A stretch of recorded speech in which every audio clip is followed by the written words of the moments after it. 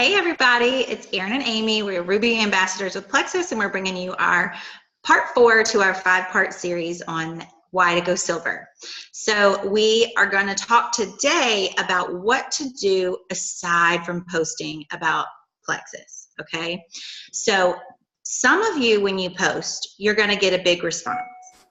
A lot of you, when you post, may not get a response at all. And what we want you to know is that that does not determine how successful you're going to be, and it definitely does not determine if you can grab 3 people to do this with you, okay? So you may be like me, and at the beginning where I was very sheltered with my Facebook page, I didn't have tons of friends, I was not active, would more like Facebook stalk people than I would interact with people. Or you might be like Amy, who was more visible on Facebook and shared more of her story. And so she was more comfortable with it. So when I first started posting, I was timid and there wasn't a huge response, but I kept going. So that's what we want to talk to you about, is how else do you get people to get involved in your story and able to share these products with them other than posting on Facebook. So what you're going to do is we want you to come up with a list of people who you can write their names down and think of ways that they can benefit from better health, better mood, better energy, weight loss, stronger immune system, all of the things that we share and Plexus can help you with. So it doesn't have to be a big, complicated, drawn out thing. Think of 30 people, 20 to 30 people that you can write their names down that you would love to share Plexus with, okay? And of those 30, you're going to circle 3 to 5 names that you could send a message, a text message, give them a call and say, hey, this is what I'm doing. It's helping me with this. I thought of you. I would love for you to do this with me. So these 3 to 5 people are people who are going to jump in and do what you're doing and support you in your journeys in life, whether it's Plexus or something else. So these are your 3 to 5 core people. And then Amy is going to help us figure out, what do we do with the rest of those people on that list? Okay. So Erin is so right. Let's say that you put your first post up and it may not get a ton of response. That is okay. And that is completely normal. What you're doing is you're setting the stage for the rest of your business or the rest of your sharing with your friends and family. So I want you to think of your first post as just the first drop in the ripple effect. So it's just your first statement saying, hey, I'm trying these products. I'm super excited about it. I want you to join me. But what do you do next? Just like Erin said, you reach out to friends and family. So the most important thing is you make that list of 30. So you have a list to go by and you know, okay, this person could use Plexus for this reason.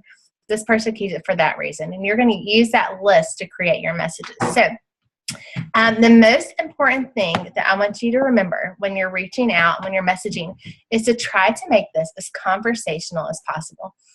Think of it like you're sharing your new favorite mascara that you find at Target.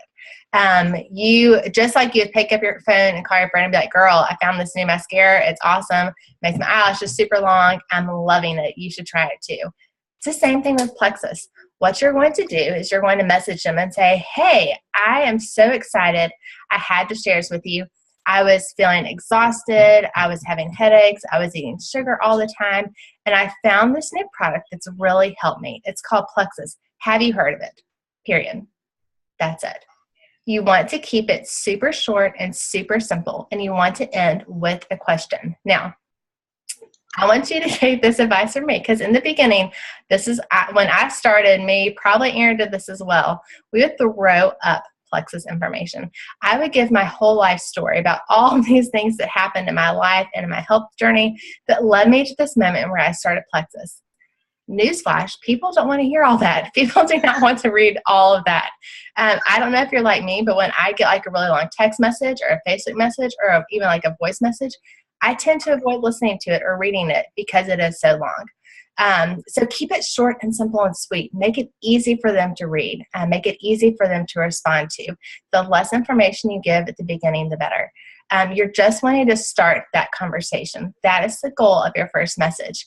So let's say that you want to reach out to a friend from high school. So, someone that you haven't seen in 10, 15, 20 years.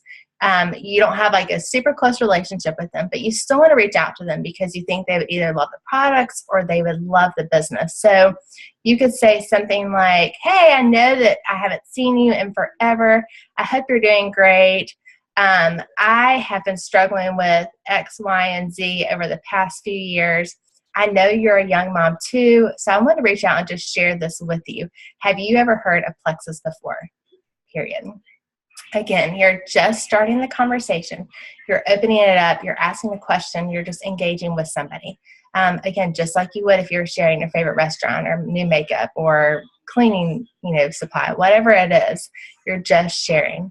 Let's say that you see somebody post something on Facebook that, they're struggling with allergies. They've had their third sinus infection, this season. Maybe just say, hey, I'm not sure if you've seen my post yet.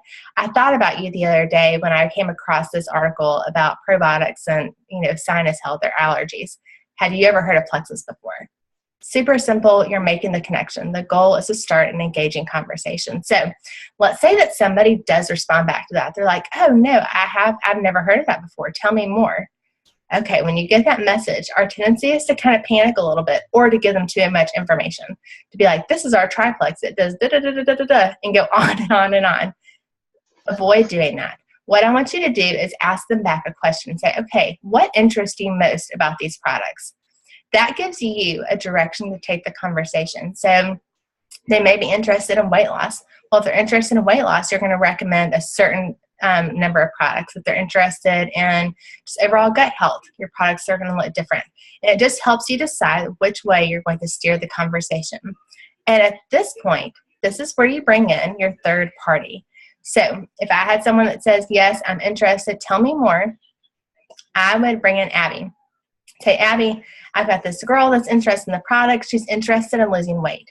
Can you help me with this? So Abby knows what direction she needs to go in with this potential customer. She's going to join the conversation, and she's going to talk about weight loss and how these products help with weight loss. It helps the conversation stay on track, and it gives it good direction. So that's the most important part. What interests you most about these products? I want that to be your goal. During the conversation, always ask what interests you most about these products, and then bring in your upline, bring in that third-party validation. Make that a habit every single time. And we talked about yesterday how important these third-party conversations are. So that's what will set you up for success with these messages. Yeah, it honestly is making sure that you know what your friends or family's needs are. And when you can connect their need with how our products can help, that is where the trust and the relationship can push forward and to be able to help them reach their goals. So once you start reaching out, I want you to know that you should expect to hear back from only 10 to 20% of people. So we're going to send these 30 messages. And as a Ruby ambassador, I've been doing this for a little bit. I still will only expect to hear from 3 to 6 people out of those 30 messages, because I want you to think about your life. You get busy. Mm-hmm. They may have seen the message, but they didn't respond. They got busy. Only 4 of them responded and want more information, and 2 of them said no. Okay. But that doesn't mean that we don't have something good to offer. It means that they aren't in a space that they see this as beneficial for them at this point. Okay. It doesn't invalidate that you have something great to offer. They just are not in a place of needing the product, needing the business.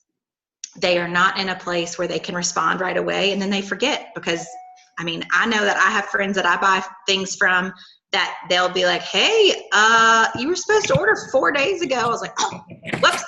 So it is not out of the ordinary. Think about some of us started and then stopped the products. And then because our person followed back up with us, we started back. Some people jump in right away, but not very often.